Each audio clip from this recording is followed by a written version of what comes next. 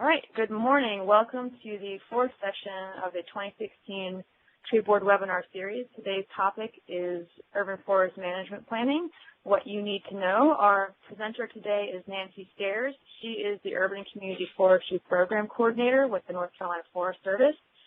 And her responsibilities in that program overall, they administer the UNCF grants program every year that offers opportunities to municipalities and other organizations in the state to manage their urban forests. They also offer technical support to the communities across the state to help them with their urban forest management programs, anything from tree inventories and ordinances to Arbor Day celebrations and those kind of things across the state. So with that, Nancy, I will hand over the reins to you. Okay, great. Well, thanks, Leslie, and thanks everybody who's arrived so far. I developed this presentation basically working with communities through our grant program, where we have communities that want a management plan. And very often they're looking for a plan, and they know they need something, but they don't really know what they actually need or a clear idea of what the product would look like or what it would provide. And equally, any consultant who provides a quote without showing examples or sitting down to discuss what the community wants or needs is not necessarily meeting the needs of the community either. But the issue is that communities need to know what kind of plan they actually need.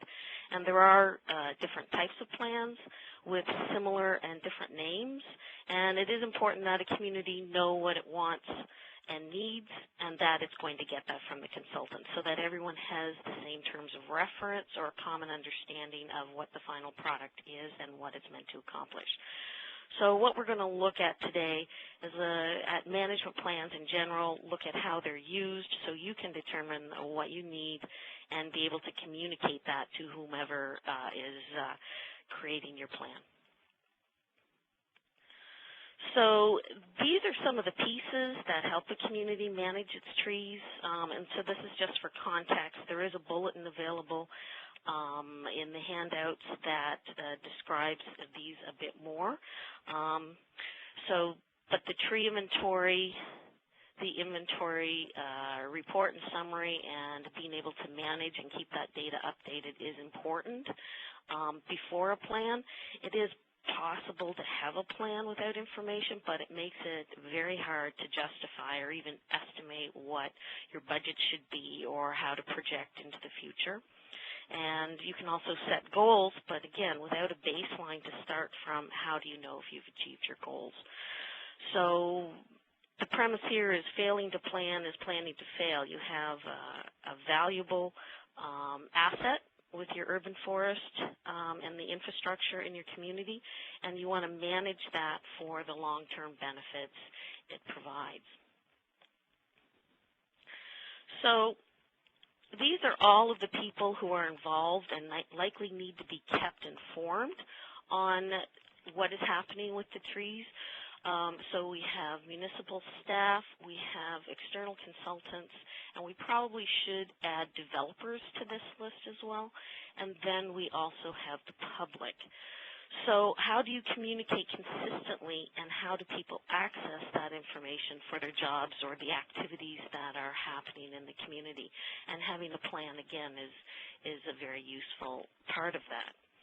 So then plans are important to address the specific needs of your community, to coordinate and conduct the activities efficiently and cost-effectively, to communicate the need for and try to ensure adequate and consistent funding, and then also to educate the community, the elected officials, about the value and need to manage the urban forest.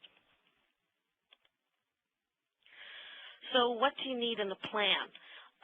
It really does depend on where your community is as far as managing its urban forest. So if you're very much in the early stages, you don't know what is out there, then certainly getting an inventory is one of the first steps. but maybe you're looking at trying to establish a more proactive, not simply a reactive program where you have people, you only do something if people call in and complain, but you want to be more proactive. So maintaining your data and using it to justify the budgets and set your goals and targets is an important element. So having that framework in place is necessary. If you're a managing community with staff and budgets, then you want to get the most from those, and you want to engage with other departments to work together when trees are going to be involved or affected. Because in communities, interdepartmental communication sometimes is not particularly good. Maybe you've seen a situation where a street has been newly repaved and several weeks later, a month or so later, utilities comes through and has to dig up the street and maybe do some upgrading. So sometimes lack of communication for non-tree issues is not uncommon, and lack of communication when activities are actually impacting trees is even more common. So having a management plan and establishing and formalizing the communication between departments is very important. So what is in a plan? And if we look at this list, it's fairly extensive. And if we tried to put that all into a single plan, it would be a pretty intimidating document. So for describing the forest and setting the goals and establishing our specifications, identifying how we're going to do the work, what our budgets are, what our emergency planning is, all the departments, and how we're going to review the program, that's not something that's easy to handle. It can be a little intimidating and more likely to sit on a shelf. So what you need to do then is decide what your community actually needs, what management components it needs for the stage that you're presently managing at.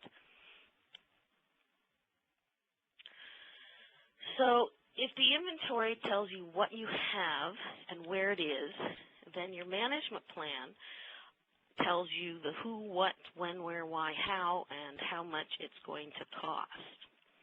And you need that in a written plan, because on top of having a plan that establishes all these things, what happens if you leave, or your boss leaves, or the town council changes, or the planner or the town manager leave? If you only have what you're doing in a verbal, understood way, even if it's very effective for where you are, when things change, you may lose that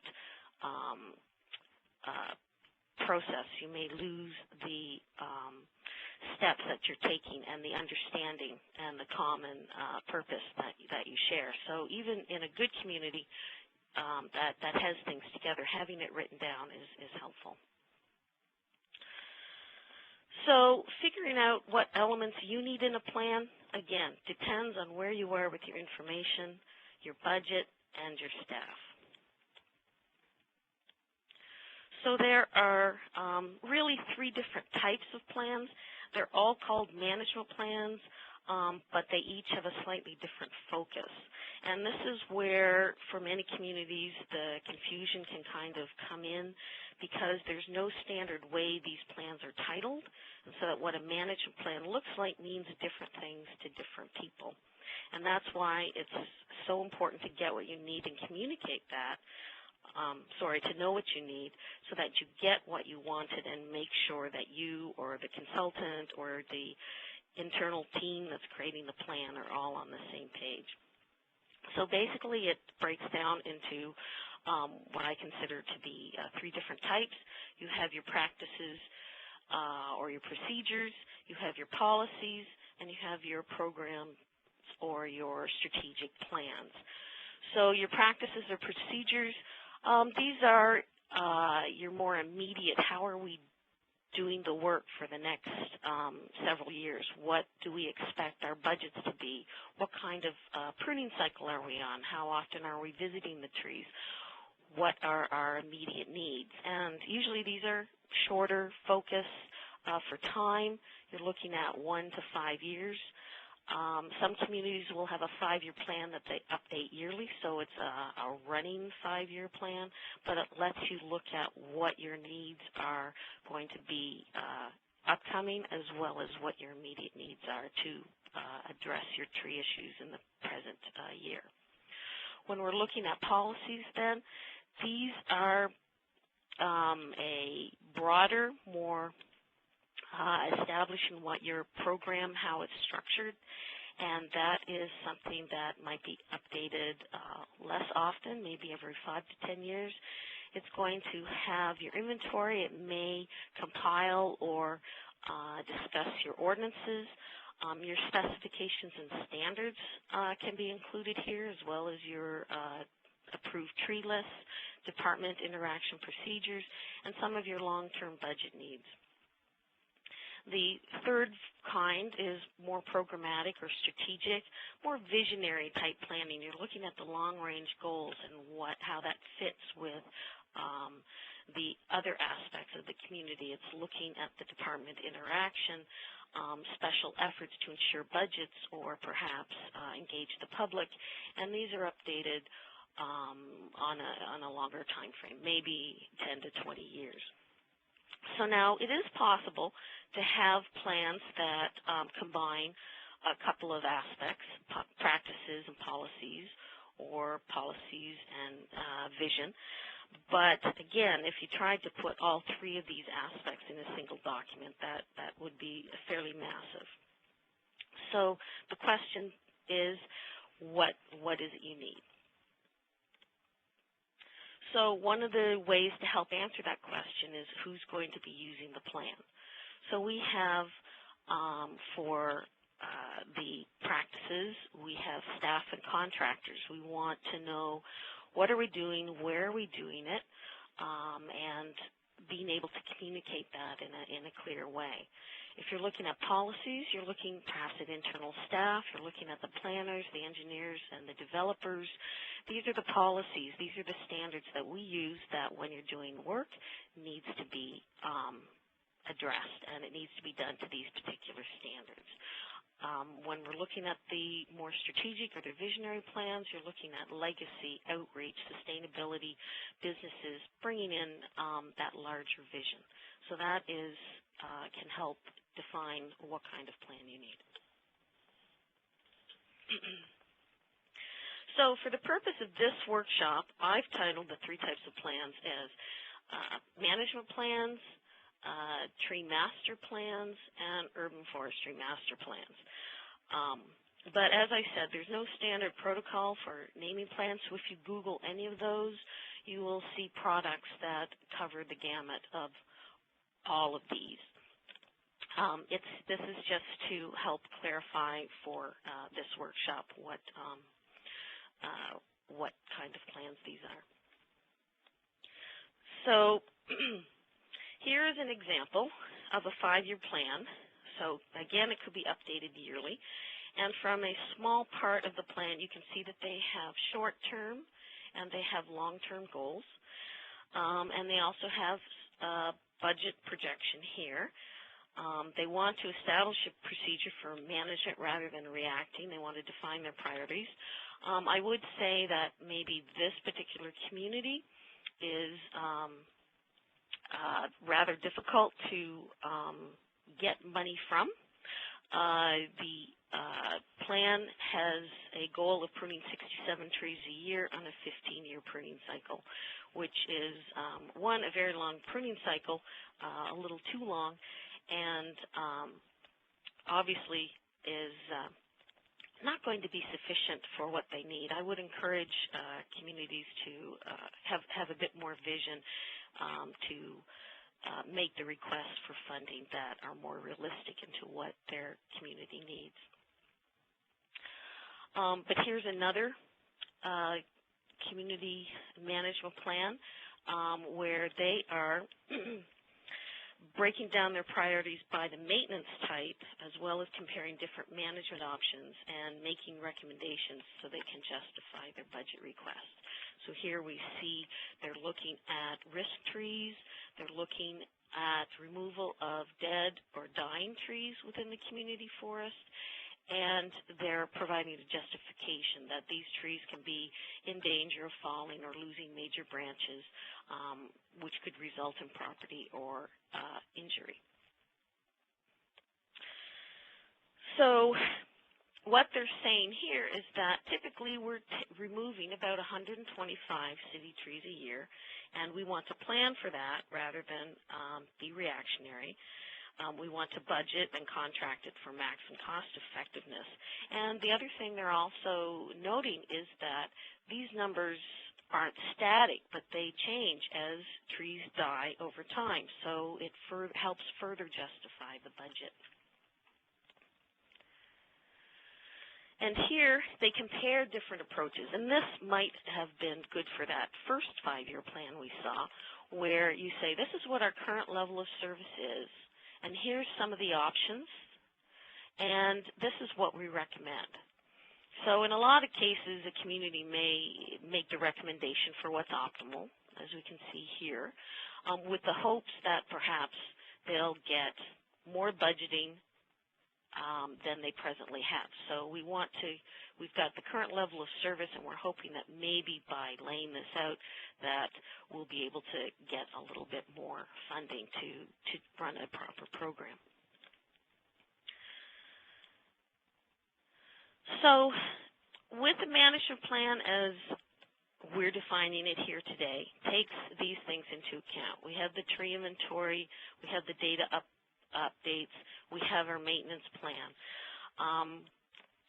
It may touch briefly on emergency management, and certainly if emergency management is in the budget, then it should be in the plan, just as risk tree removals, tree pruning, and maintaining an up-to-date inventory are in the plan. So let's look at policies, or what I'm calling the tree master plan. And again, remember, it's possible to combine practices and policies in a single plan, and I'm going to show a couple of examples. Wake Forest here in North Carolina is what I consider to be an example of combined management plan, master tree plan, so you can call it what you like. However, it is a very good-looking plan, so it looks as good as the next level plan, which is the urban forest management plan. And the web link is listed here, but you can also just Google Wake Forest and Urban Forest Management Plan, and you'd find it as well. So here, Wake Forest has an introduction with a vision, and it references their community plan, but it's very brief. It's about 5 pages, and it's providing some background and context, but it's not getting too caught up in it.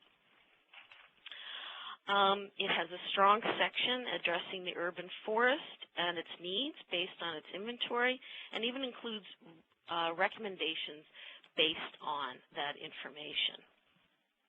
So they're saying, this is what we have, and this is what our needs are.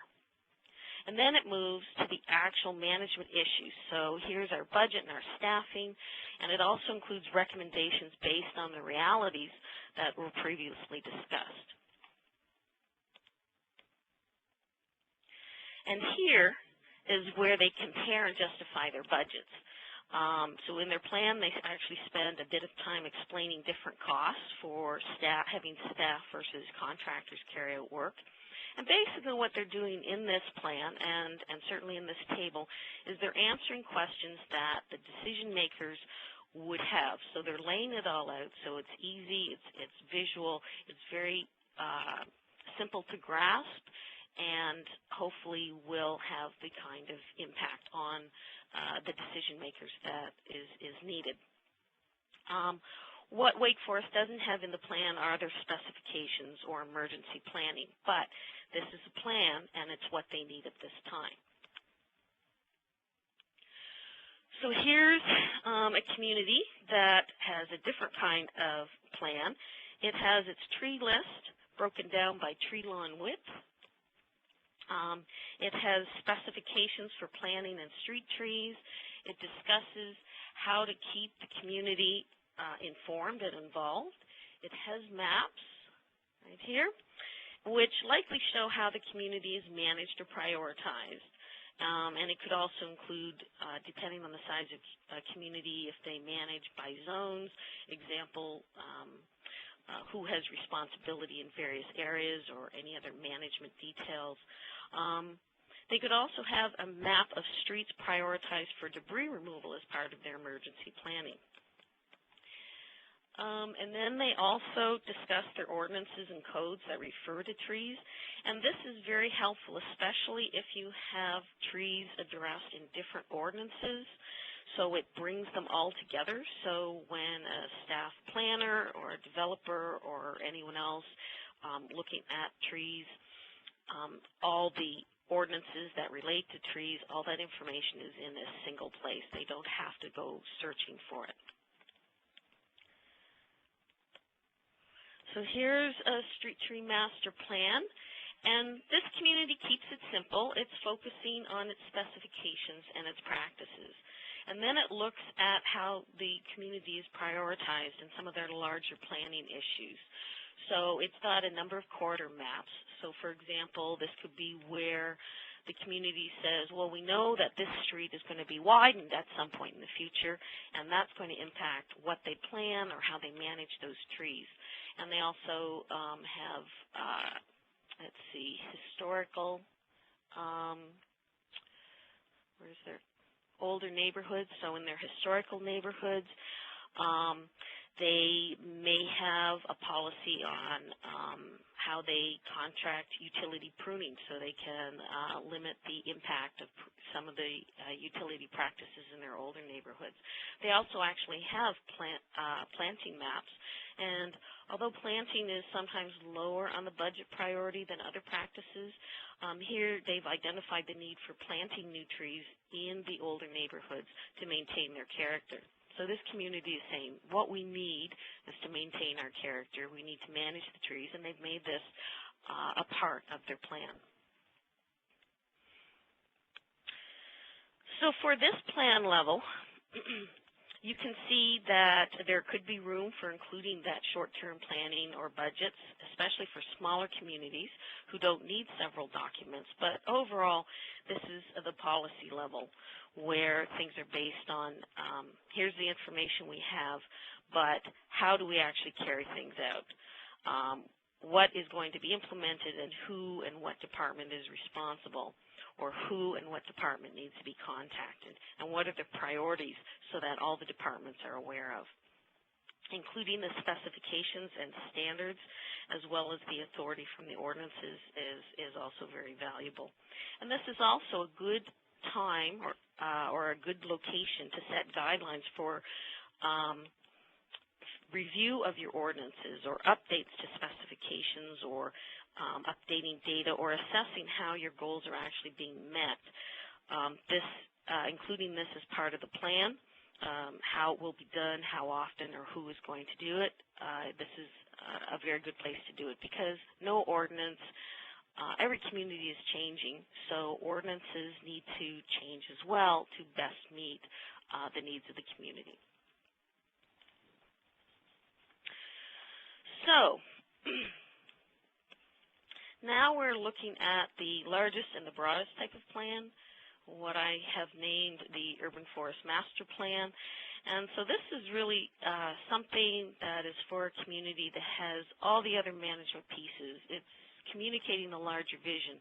So it might be that a municipality wants to showcase its program, or maybe you have a mayor that wants it to be part of his or her legacy to the community. It's often bigger, it's better designed, it's way prettier, usually more expensive to do. So when you're doing a vision type document, it has to take into account an assessment. So what has happened in the past that has created the present situation? Looking at the present environment, what is already in place? What do we have for infrastructure, buildings and roads? What do we have for infill, vacant lots? What is happening right now in the community? Then looking at the management structure, how are things done? How do they work together? the trees themselves, so our inventory, our canopy assessment, what they say about the urban forest, and what actions are needed. And then the actual wants and needs of the community, how they see their town and what is important to them. Those things are also going to drive what the priorities are in this plan. So that will all lead, taking all that into account, leads to what we have to work with, what we're missing, and what we have the capacity to do. And then we come to the goals and we say, well, this is what we want to achieve, this is how we're going to do it, and this is how it's going to be funded.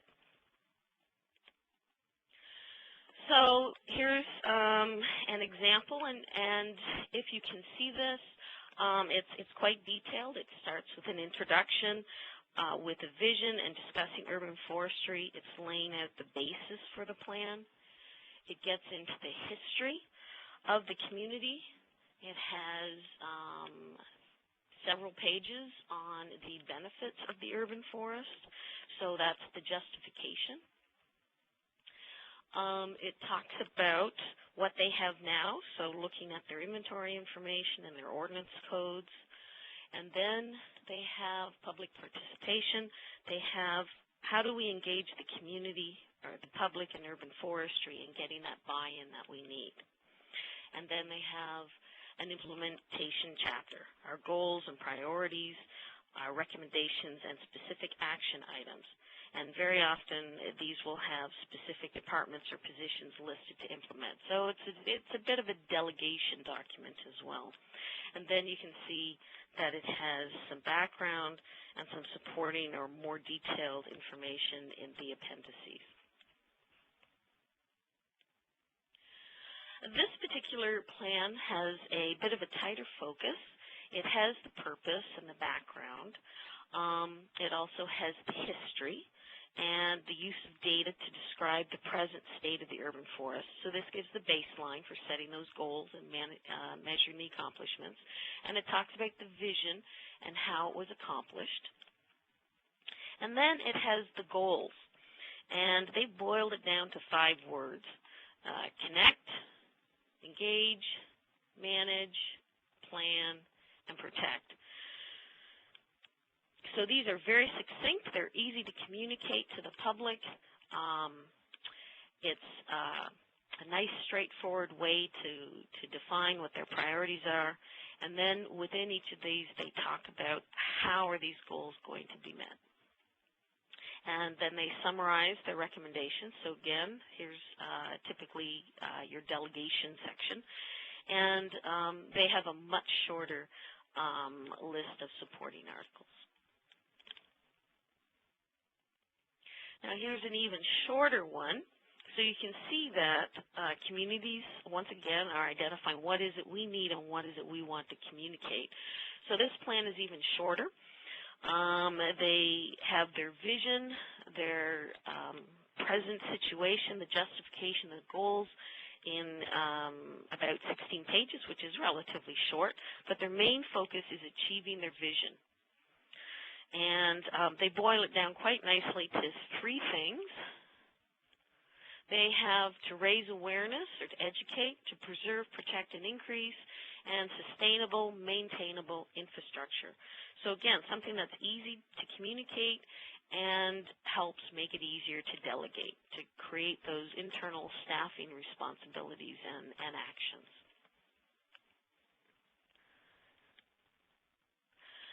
So the program or strategic plan is looking at that larger picture, what we have been doing, where that is going to lead us, and what do we want, and how can we make sure that happens. So it looks at the structure supporting urban forest management and what's needed to reach the goals that they've set. And for smaller communities, you can have a master tree plan and urban forest master plan or elements of those 2 things. It may be appropriate. I still would encourage including specifications and having the ordinances compiled together. But it's up to the community what is going to best help you plan, organize, communicate this, and get the buy-in that you need. So there are other types of plans as well, and they often are also called management plans. Here we have one. It's called a master management plan. This is with the town of Boone in North Carolina as well. But it's actually a bit of everything. In this particular report, they've included their inventory summary and a canopy assessment analysis, and that's not a bad thing as long as that's what you want and need and you get it. That's the most important thing. So this is a lot in a single document, but you can see it can be done. The important thing is to know your audience. So this particular master management plan actually provides specific recommendations throughout. So this is why really it's a bit more of a program review. But this can be very useful for communities who maybe don't have staff to review what's in place and review how well are all our different ordinances working or not working to achieve our goals. So for those smaller communities or even for larger ones, having someone look at their ordinances, the zoning and the processes, and suggesting how they could be made more effective to meet the community's goals is very valuable. Or it may help identify where the weaknesses in the interactions between the departments that can impact trees. So whatever you want to call this, if this is what you want and need, then again, being able to communicate that and making sure that that is what you get is what's important. Inventory reports, summaries, assessments, or analysis. I would like to point out here that inventory summaries are typically not management plans. In some cases, consultants will identify something as this is we're doing an inventory and we'll have a management plan, but more often than not, it's actually a summary or a report of the findings. To be a management plan, it has to be specific as to the next steps a community needs. Broad recommendations of you need to set up a pruning schedule is an inventory analysis saying this is what your pruning schedule would look like, here's the areas, or here's how you'd prioritize, here's the time frame, and here's the budget. That's a management plan.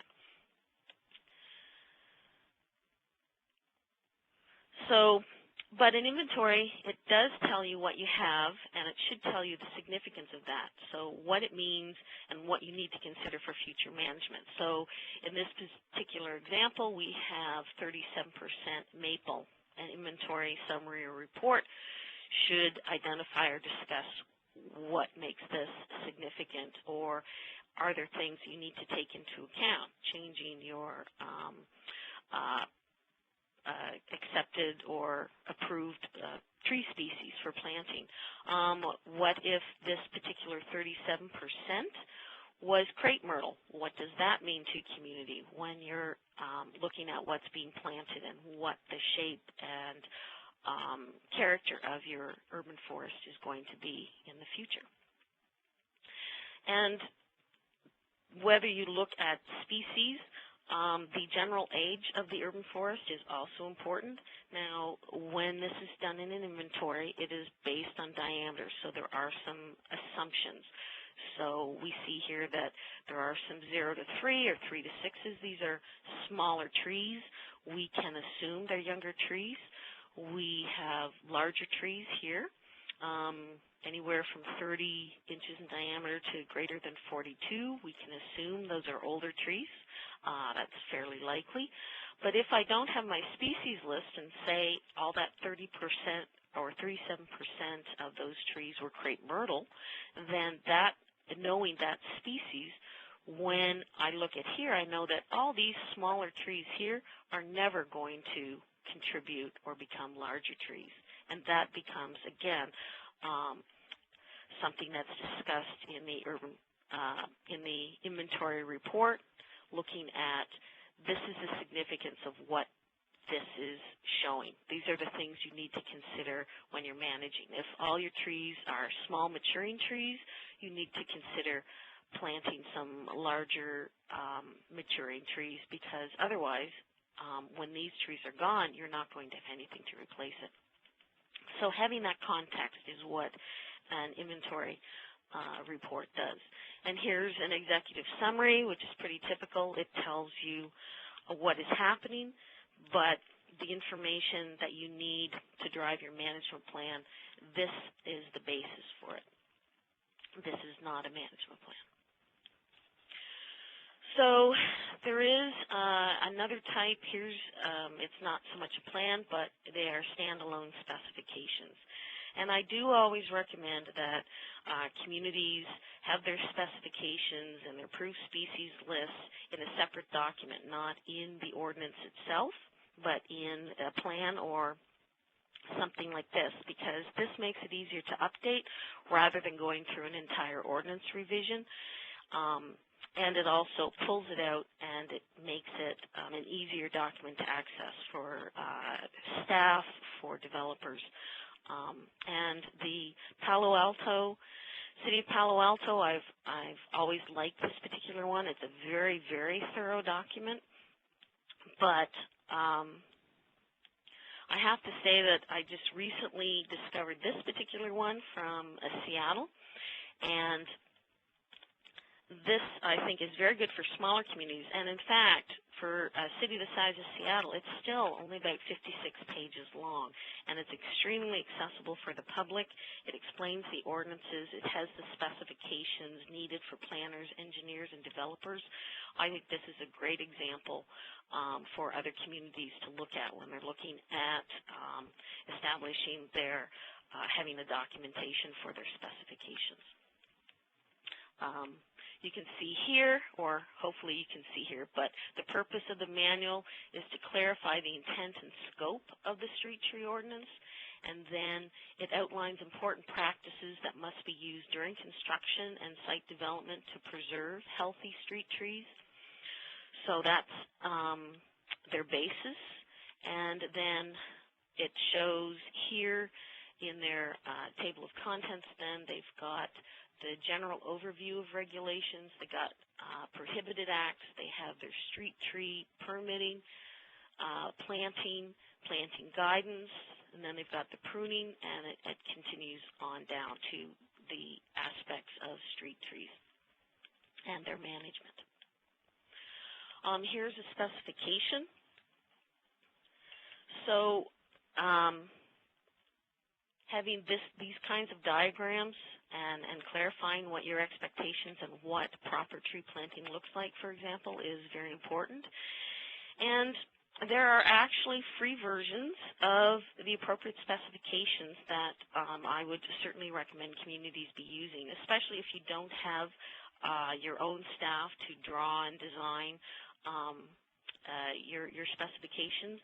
These meet all the professional best management practices, and on the second handout I do have these links listed, so you do have access to this information. And the fact is, it isn't just urban foresters like me who are recommending management plans. This is a short guide from the American Public Works Association, and it provides some basic information that can help explain a plan to others in your community, and maybe too as well show that it's not just tree people that are going on about this. If you look at the first paragraph here, it talks about the components and variations of urban forest management plans are many, and it depends on the developmental stage of the program. It's specified within a public works agency, but it extends to wherever your urban trees are hosted. And generally, these elements are included. So it's showing the inventory data and analysis, a tree risk emergency plan. They have their tree board or advisory council, so there's their Tree City USA aspect to it possibly, public relations, and the cost-benefit analysis. So this is kind of a combination of what they're suggesting with the inventory analysis and the emergency management. And it isn't a bad start to begin formulating a plan. But, you know, now that we've looked at, gone through the earlier part of this presentation, you know that there is more than that to it. But, again, it's not a bad place to start. And the public works, these are focused on the public works aspect, and if that helps make that argument in your community, then go for it. They've got budgeting and funding, staffing, ordinances, regulations, and public policies, and then the urban forest management plan. So here's some other resources you can use for creating a management plan. On Urban Forestry South website, there are some samples of plans, but you can certainly Google any of those titles and you can see just dozens and dozens of different kinds of plans. There's actually two different tools. There's a management planning tool and a management planning toolkit that can help you write a plan, and of course then there are consultants. And some of the same consultants that you may use for tree inventory and tree inventory analysis are quite capable and experienced in doing management plans. Again, you just have to ask for what you want, and always ask for examples. So if you wanted to do something on your own, the toolkits may be sufficient for your goals. If you have a tree board, or for example, you're Tree City USA, then using a toolkit might be something that could allow them to start thinking about the future and build off of that. Perhaps you need more than that in a plan, but by using the toolkit, you can identify and communicate just what you do need. So this is the Urban Forestry South, the management planning tool, and it's a good introductory one. It provides the text by using checkboxes. I don't suggest you check all the boxes automatically because then you have, it creates a fair bit of verbiage, but this is very helpful because it is basic, so it's using the pre-written language, and that makes it a good way to work with others and begin the discussion, kind of like a group exercise to develop consensus and focus. And by providing that language and the concepts, it helps move it along a little bit more quickly. So this starts with the vision statement, and here are the check boxes. Again, you don't want to necessarily check all the boxes, and there is room for adding some of your own priorities. But this is a good way to identify what the priorities are in your community.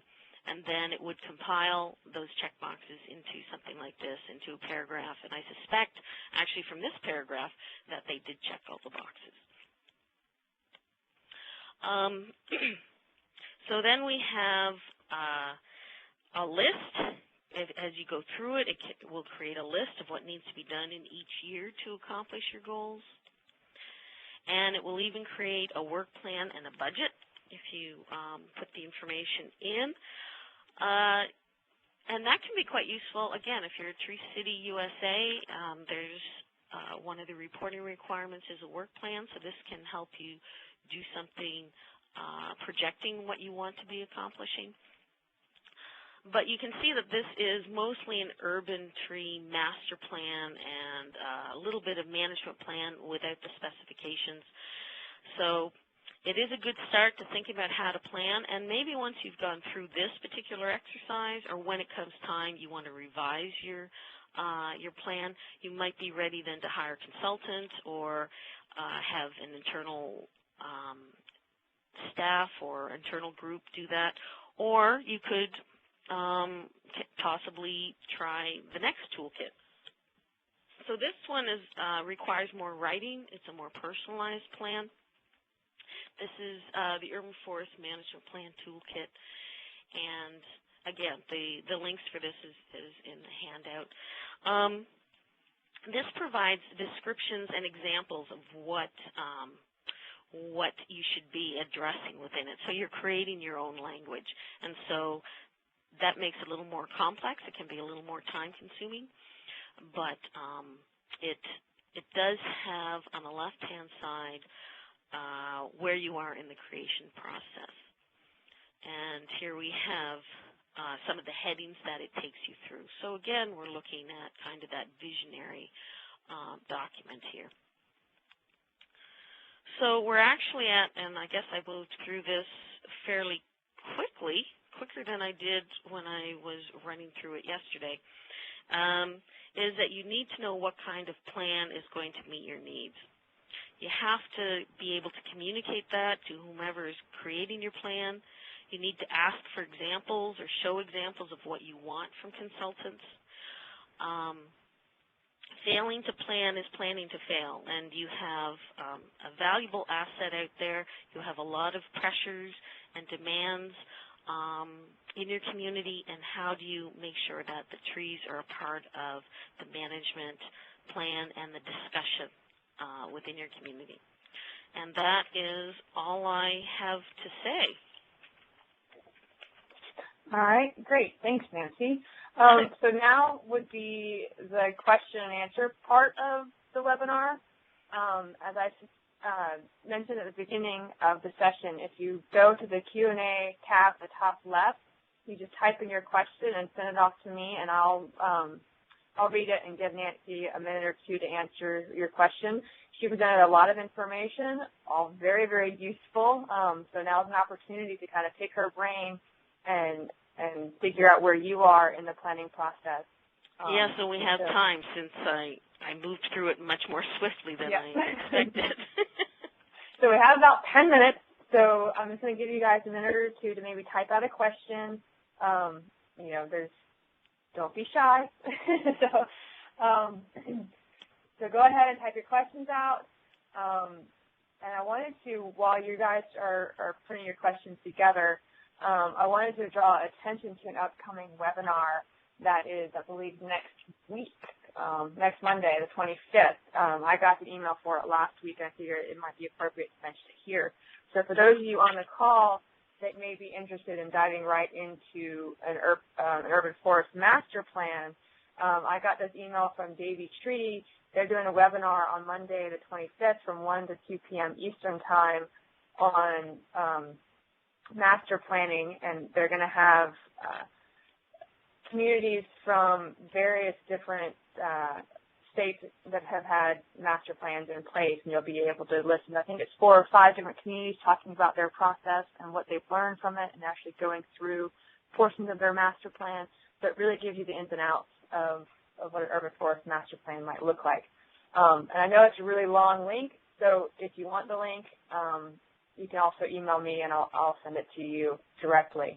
But so for those that have questions, you just need to type it in there and let me know. I haven't gotten any yet. I guess I just explained it so well that nobody has a question. So I did get a question about the handout that you referenced. For those of you that might have missed the first couple minutes or so, the handout that Nancy was referencing during the presentation is actually available for you guys to download. In the top right of your corner, you'll see the little 3 pieces of paper. If you click on the 3 pieces of paper, it'll show you the handouts that are available. One is the Urban Forest Management brochure that she referenced throughout her presentation, and you guys can download that straight to your computer. And the other one is a PDF of the presentation itself, which may become handy in the future as you endeavor the urban forest management plan process. Yeah, and I just noticed that the handout is, for some reason, missing. I thought I'd done it yesterday. Maybe I deleted, so I'm just going to upload the links. So if you just give me 1 second. Okay. So all right. There we go. Yeah. Handout. It's called Handout 4 because that's what it's called on my computer. But okay, so it's been added. Yes. So my apologies for that. Okay. Well, we did get a question from Stephen Freeman. He asked, any suggestions for helping a small town in completing a tree inventory? So for carrying out a tree inventory? Yes. Well, if you're in a state that does provide sub-grants, then certainly applying for a grant through an urban community forestry program would be extremely helpful to help fund that. There are programs out there that you can do on an internal or a volunteer basis. There's a lot of information out there. It's a little hard to boil it down to to answer the question because there are a number of programs out there. There's actually a couple of programs that are surprisingly affordable. Sometimes it's the issue is the manpower to collect the data. And so it really depends what your internal capacity is. Do you have a staff person, or can you bring in an intern? Do you have a budget where you could contract something out? Do you have some really engaged master gardeners? There are different ways of collecting that data. Sometimes for small communities, maybe you can't do an entire inventory, and but you can prioritize and say this is the area that's most important. And that can be very useful.